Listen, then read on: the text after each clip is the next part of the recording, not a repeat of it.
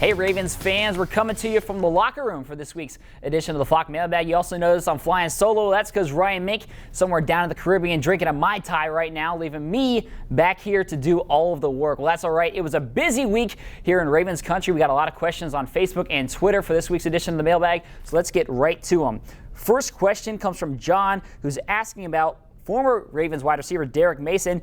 Mason tweeted over the weekend that he's interested in making a comeback. If he does, would the Ravens be interested in signing him? Well, John, I don't necessarily see Mason being a guy that the Ravens would target. And the reason being is that they had him on the team. They had him on the team before last season, and they ended up cutting him. Mason then went to the Jets and also spent time with the Texans. Both of those teams ended up letting him go. I think that that's a position they might try to get to from other angles, potentially the draft or maybe making a trade at some point through free agency. But Mason was already with the Ravens, and they let him go, and I don't necessarily see them trying to go back and bring him back here to Baltimore.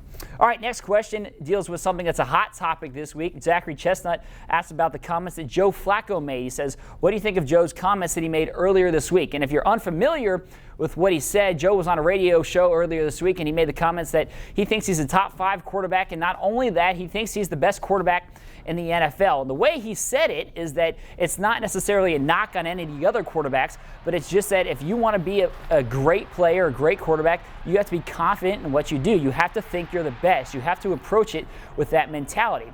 And I think that General Manager Ozzie Newsome had a great response to this question when he was asked at the pre-draft luncheon press conference yesterday.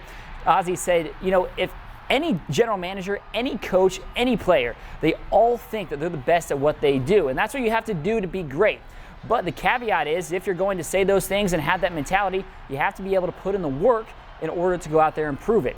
And he said that he thinks there's no doubt that Joe will be able to put in the work to go out there and do it. If you remember last year, Eli Manning said something similar to this before the season, and everybody was all up in arms about it. Well, then Eli Manning went out and led the Giants to their second Super Bowl. And so I think that silenced a lot of the doubters. And I think that in order for Joe to be able to do something similar, he has to continue to win a lot of games, put up big stats, and then those comments, will not be met with such an uproar as they were earlier this week. All right, third question today we got from Twitter. Zomab2010 wants to know about the draft and if wide receiver Stephen Hill and Wisconsin center Peter Konz are both on the board when the Ravens draft, who will they most likely take?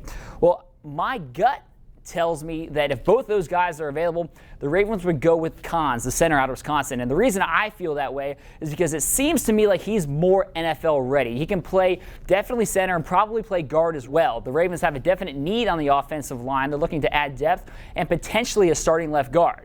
So that could be a guy that could come in and maybe start from day one, plug him in on your offensive line. And if he turns out being as good as some people are projecting, he could be your starting center for the foreseeable future. Matt Burke is here he's signed a 3-year contract. Konz could be a guy that potentially moves into Burke's role at center and in the meantime plays guard. With Stephen Hill, he's exciting. He's big. He's fast. He put up huge numbers at the combine. But the Ravens director of college scouting, Joe Ortiz, pointed out that he's also raw. He only had 20-some catches at Georgia Tech his senior year, and so there's still some questions about how ready he is to come in and make an immediate impact in the NFL. The Ravens have a need at wide receiver, specifically that number 3 spot behind Anquan Bolden and Torrey Smith, and it's unclear necessarily if Hill could step in and fill that role right away. He may be able to eventually, but with a first-round pick, you're looking to get a guy who can come in and be an impact player right away, and my gut tells me that Peter Konz would fill that need right now. That's it for this week's edition of the Flock Mailbag, but make sure you keep it locked here on BaltimoreRavens.com. Ryan Mink will be coming back next week, and we'll be getting hard hitting into that draft coverage. So make sure you keep it right here.